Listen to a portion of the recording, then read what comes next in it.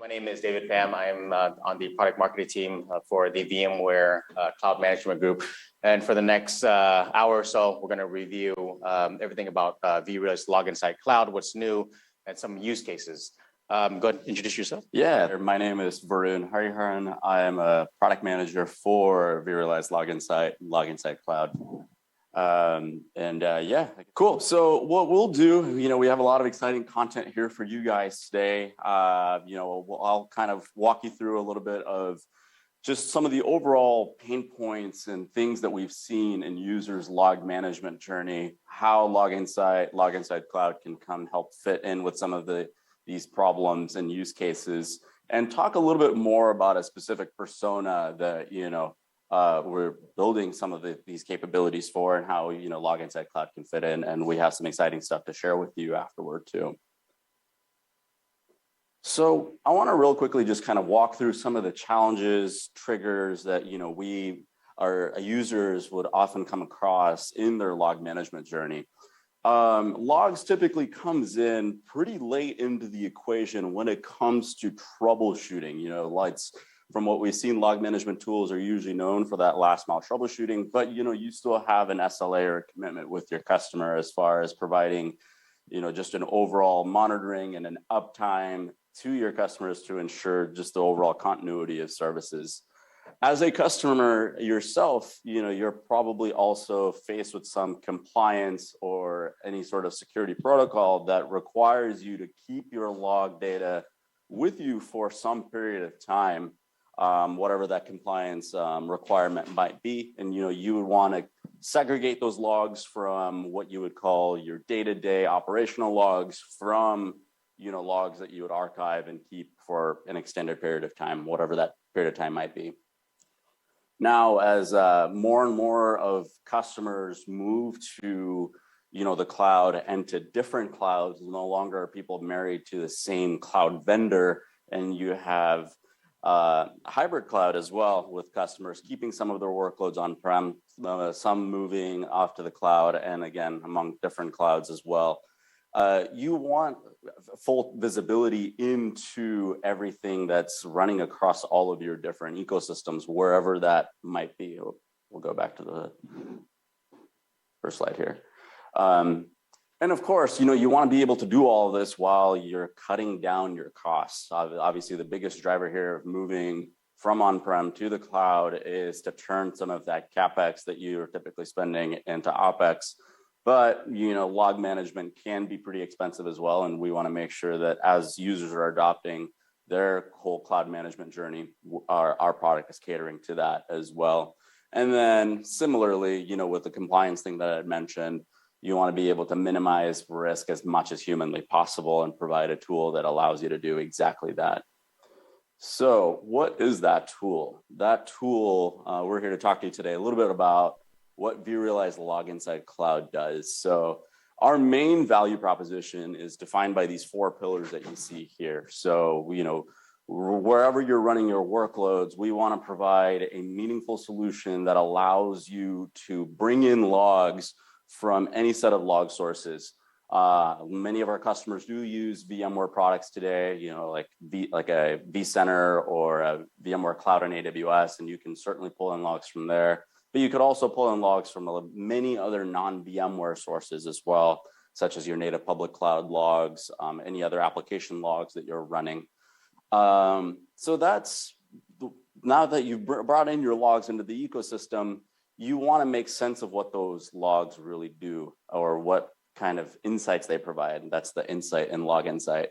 And we provide you with ways in our UI that allow you to explore, analyze, make sense of whatever data it is that you're bringing into the platform. And we want you to see it and make sense of it in a way that is very apparent to you, that you don't have to go looking for the answers. The answers are there right in front of you. And, as I'd mentioned a number of times, right, as far as having your workloads be distributed across many different types, flavors, regions as well of the cloud, you want to be able to pull it all together and view it in a single pane of glass. And that's going to be equally important moving forward. So there's two form factors of this product today. What you see right here is for both SaaS and our on-prem. I know that it's titled VMware Log Insight Cloud, but we do have an on-prem solution available as well. So what does this look like today, if you're a user? Again, we're reviewing this from the lens of if you're using our SaaS form factor, but some of this will be applicable to you as well if you're also using our on-prem solution. So, if we took a traditional VMware customer that's running, like a vCenter workload on-prem, you're deploying a cloud proxy that's aggregating your log messages via syslog and then sending that over to Log Insight Cloud. And that's what many of our customers today are using Log Insight Cloud for, but we're certainly not limited to just that. As you can see in the box, there's a variety of different use cases that we also cater to as well. One of our biggest channel of customers comes in from VMware Cloud on AWS. So every VMware Cloud on AWS customer is entitled to a freemium version of the Log Insight Cloud product. And they don't have to do any configuration. They would get the logs that they need right there to their Log Insight Cloud instance. Now, many of these customers also use the native public cloud infrastructure as well to run some of their workloads with the big three, AWS, Azure, Google Cloud as well. And it's pretty easy to configure, like let's take AWS as an example, pretty easy to configure a Lambda function, then use an API token and just send logs to a specific endpoint, all done with just standard HTTPS into Log Insight Cloud. Similarly, you can do that with many of the other applications that we have running as well. If you took Kubernetes as an example, you could send many of those logs that you have on Kubernetes using an agent like FluentD in particular. So we support a lot of the industry standard agents. We can now, as of this past month, can aggregate all of your logs that you're sending in your application with these different agents into a cloud native collector is what we call it, which is just a VM that we have spun up that helps aggregate all of this and send it to your Log Insight Cloud instance. So here's just a quick snapshot of what our multi-cloud log observability story looks like today. So as you can see, we have over 60 different log sources that users can choose from across the native public cloud vendors that we have. And a lot of these sources will walk you, or all of these sources really, will walk you through step-by-step on how to configure logs from that log source. They also have field definitions to help you with filtering, alerting that you can then set up. And we also have some content packs, which I'll talk to you in a little bit about, and how that'll help with users as well as far as getting value out of these logs once you bring them into our ecosystem. So I want to briefly shift gears for just a moment, to kind of talk about a new set of users that we've been keeping in mind as we make further refinements and improvements to our product, and this is the DevOps user today. I won't dig into all of this stuff, to try to keep this brief, but as many of you are aware, right, the modern day DevOps user has changed from no longer do the developers and the operations folks operate in individual silos. They're now more tightly coupled than ever. And there's a full life cycle that needs to be accounted for that you would see there on the right, starting with everything about what your code is going to look like and the planning stages through development, testing, release, deployment, operating, and then, making sure how are your customers using it in real time, in case anything does go wrong. And it's a rinse and repeat process. And, we've outlined here how our users today can use Log Insight Cloud to support them through their DevOps journey, starting as basic as planning and your actual development, where, you want to understand how your code is behaving before you push any kind of a deploy button, all the way to now you have real life customers using your application today and you want to understand how they're using it, what buttons are they clicking, are they generating errors, is something more serious up with the product, such as maybe you're running an e-commerce platform and your shopping cart no longer becomes available. Is it because the payments VM that's up is no longer available? That we have Log Insight Cloud help you throughout this entire journey.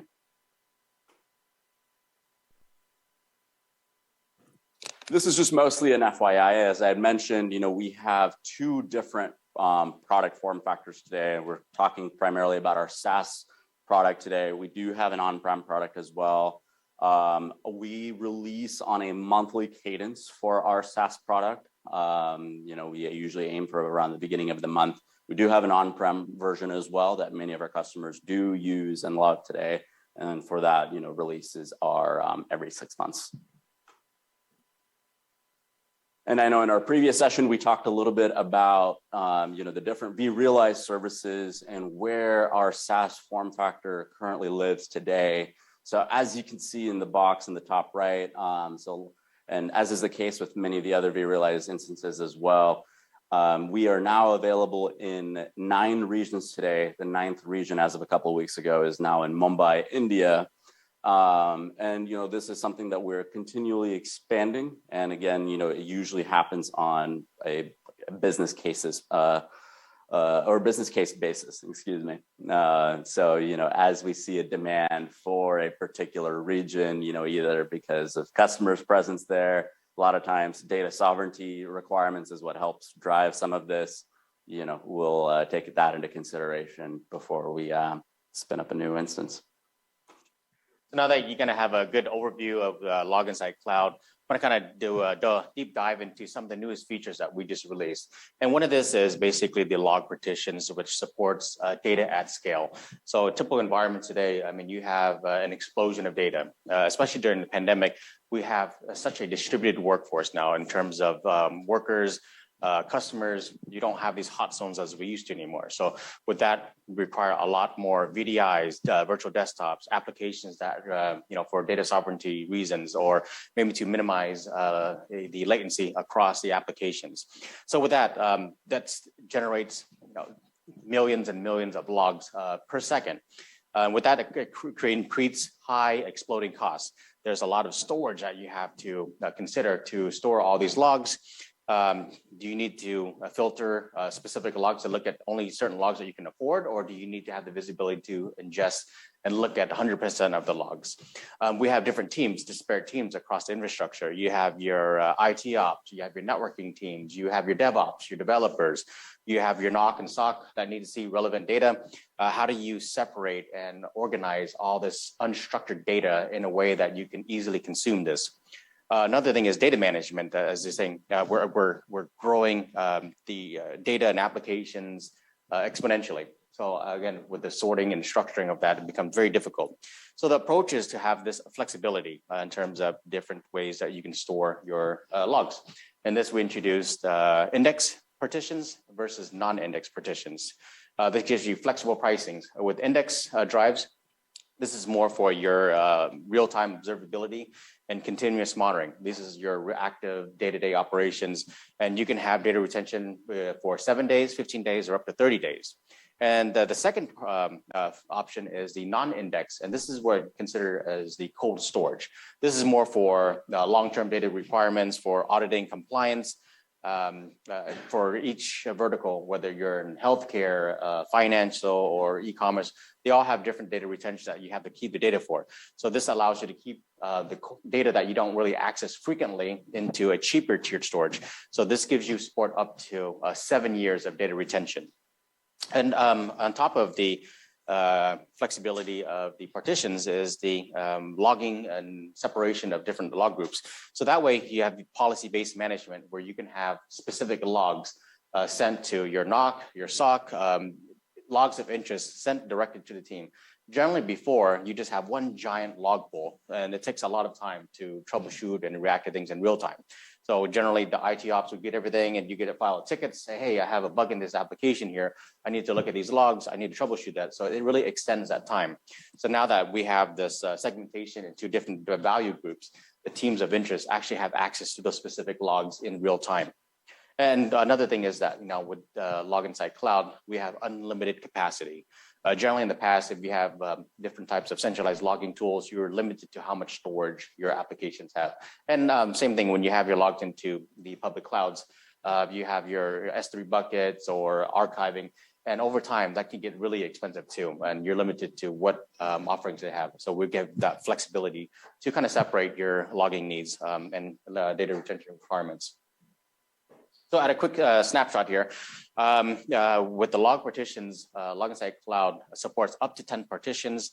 Every log that comes in goes into some type of partition, whether it's index or non-index. If you don't have one configured, it goes into this default partition. And one of the things you can look at everything is that you can filter everything. Look at the ingestion order. You look at the last time the logs have been ingested, how long the specific partition is going to be, retained for. You can look at the different routing rules. So when certain logs come to this is where you configure all the rules for your NOC and SOC and DevOps, for example. And another thing is that, you have data sitting on index, right? So after a while, you move into non-index. What if you need to query those logs? You can query everything from both index and non-index, but the challenge is that if you find yourself needing to query a lot of these non-index, you can actually recall the partitions from non-index to your active index drives so that you have more faster times to troubleshoot and review a lot of the logs from those non-index drives. So again, the recall is very easy. You just click into that and you can rehydrate these non-index to index. What would the reason be to, if that's simple to do, why would I not go to a cheaper, smaller index file and then just whenever I had a problem, pull it from the long-term storage back? Mostly due to cost. One of the things is that you have with the index partitions, you have unlimited queries. But when you have non-index, there is an add-on cost. But is there a cost to bring it back? No. For you when you query back over to from non-index to index, no, you can. But then there's different pricing tiers when you move into the non-index versus index. So that's no cost. It wouldn't be cheaper to have only 3 days or 7 days, and then whenever I needed to do a query, pull it back in? It all depends on the use cases, really. If you find yourself having to, looking at, if you look back for some kind of breach, for example, that you didn't detect when it happened. So you're looking at the data forensics and looking at constantly. That's one of the use cases where you'd have to recall those non-index to the index drive there. So again, it just basically, long-term, well, I wouldn't say long-term, but active troubleshooting to really look at, specific, data points and try to do data correlation with specific events or issues. And just to add in there too, so for you to run your queries on the non-index based platform, there is a little bit of a charge as well that customers would have to incur, and depending on how much data you have, that could be more expensive. There is a slight cost that is associated with moving it between partitions. I mean, depending on how much data, it could be negligible, it could be a good amount, but for that reason, this is, we build it so that it's kind of like a set and forget, where, as soon as your data is in one partition, whether you're using it every day to run queries on it, or you're storing it for 5 years because of some, compliance protocol that you have to keep up with, you just set it once and hopefully you don't have to touch it every so often. That kind of the perfect way kind of segment to the next the users reporting. Well, cost is everything, right? So everything's consumption based. Well, how much storage am I utilizing? What is the cost? Because there's options. You have on demand, you have 1 year, you have 3 years. And since it's consumption based, we have this the new ingestion and storage summary that's going to give you real-time analytics of exactly how much utilization and logs you're being ingesting, whether you're looking at the daily limits and you're looking at overall in terms of your index and non-index. As you can see here, you'll look at the top 5 partitions. So you know exactly if you're on demand, especially, it tells you exactly how much you expect your cost to be, as you're going month to month. And it's also going to show you all the billable versus non-billable. So if you see what the non-billable, if you are a VMC, VMware Cloud and AWS customer, you get free logs. So anything with the vCenter, NSX, vSphere, anything vSphere, VMware related, those are non-billable. So we're going to give those logs. So you can kind of see the separation between the two different types of logs and billing. So again, this is a quick snapshot, everything from the index, non-index, and non-billable. So again, this is just some for your weekly or monthly reporting to show exactly how much has been used there. So a lot of our customers and partners, especially if you're doing hosted environments, you can separate everything from all the different tenants that you can have the billing for if you're a partner and managing a lot of the cloud customers. So a question from this view here, when we're talking about dashboards and usage reports, which team do you envision is running this or looking at this? Is this security operations? Is this infrastructure management? I want to say that one of our notices is just in more infrastructure as they're separating of this, because they're usually the ones that touch us the most. Separating the billing. So, as you have different teams, looking at the NOC or the SOC, something like that. So they kind of have this viewing. So for budgeting purposes, for specific teams where they're managing. Because it seems like it does lean more infrastructure ops than security ops, right? Yes. Other thing is just a quick snapshot. We updated the pricing model. So you can see here, we have tons of different flexibility, whether you go on demand 1 year, 3 years. I won't dig into this, but as you see with index, you have data retention from 7 days to 30 days. And then from the non-index, we have 6 months all the way to 7 years of data retention. And the last thing, the bottom here, the question there, if, as you're looking at querying the index, it's unlimited. However, if you need to query the logs from the non-index drives, there is a small fee for that. And at the feature matrix, what do you get in terms of support from index and versus non-index? So everything as you see with the index, you'll get everything from live tail, active dashboards, analytics. You get the active alerts and notifications. You're going to get access to all the different content packs for your applications, infrastructures, all the multi-cloud. You're going to be able to extract the metadata and forward all the logs to all the different log source or log devices that need to see that. And the main differences here is that, the log retention, as I mentioned, 30 days versus 7 years, and the query. There is a small add-on fee for the non-indexed. One thing we also upgraded is the trial version. So for 30 days, you're going to get 15 gigs of ingestion with a 30-day data retention. So after the 30 days, we're going to give you 5 gigs of log ingestions with a 7-day retention for life. So that's one of the key things that we just upgraded. We upped the limit by over 50% recently in the last month or two. And another thing is that, especially whether we're adopting the user personas with the native public clouds, developers, and DevOps, a lot of them need to have ad hoc logging solutions quickly and efficiently. They don't have the time to, talk to a rep and look at the, pricing that's going to have, with SOWs and so forth. So from the product itself, you can actually go into the subscription integration with the subscription manager, where you can click into this and you can upgrade from your trial or freemium version directly into the full version with a couple clicks. And within minutes, one of the key things, it's zero data loss and zero configuration loss. So you don't have to spin up a new instance. It's converted, your org ID in the backend is converted to a paid version. So you have all the data, all your dashboards, and all your logs when you first started the trial, or however long you had the freemium version for.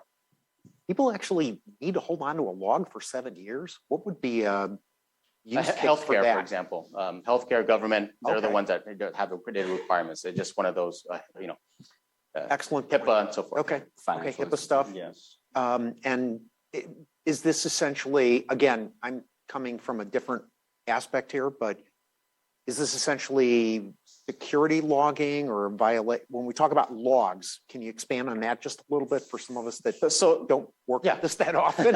So any, all types of logs. So you're talking about network logs, you have the application logs. So when you're doing the forensics, you have to be able to map and correlate all the different issues that come up. Yeah. Okay, so also a security perspective, it could Absolutely. be something for, oh my gosh, we got hacked. Yes. We got hacked 3 months ago. Oh, we need to look back at least that far to see if there was any. Sometimes this breach comes out like, 3 years ago, hey, we found that this has been lingering in the, in the system for 3 years. And how do you go back to say, to warn your customers that you could potentially be breached, and what applications are affected to that? Oh, wow. So 7 years might not be enough. Yeah, exactly. Okay. And another thing is, is when we talk about the user experience to make it easily simplified, you can, when we talk about login for minutes, so if you're a modern engineer, SRE, or native public cloud user, you log in, everything's there in product. So you have videos, you have how-tos, you have access to what we call Pathfinder, where there are guided paths that's going to allow you to set up from day zero, or maybe you're an advanced user, how to move logs into Log Insight Cloud to get better visibility. So really, it's just going to give you all this digital virtual assistant in product that's going to help you throughout the process and really maximize and minimize the time of onboarding with the Log Insight Cloud. And to kind of show you how easy it is, I'm going to pass it over to Nico. But just at a quick few things that, as we talked about, Varun mentioned, we are on a monthly cadence. We're talking about that innovation, acceleration to innovation. We have access to all the latest feature releases, keeping at the speed of the releases without scheduling maintenance modes and downtime. You're going to have that real-time observability across multi-clouds. So that's something that's very important, especially in today's world. As we have tons of support across AWS, Microsoft Azure, Google Cloud Platform, and VMware Cloud, AVS, Azure VMware Solutions, OCVS, Oracle Cloud VMware Solutions, AVS, Azure VMware Solutions, and of course VMC, VMware Cloud and AWS. And with that is just that unified log visibility across infrastructure, applications, multi-cloud, and helping with that CI/CD pipeline for code delivery as well.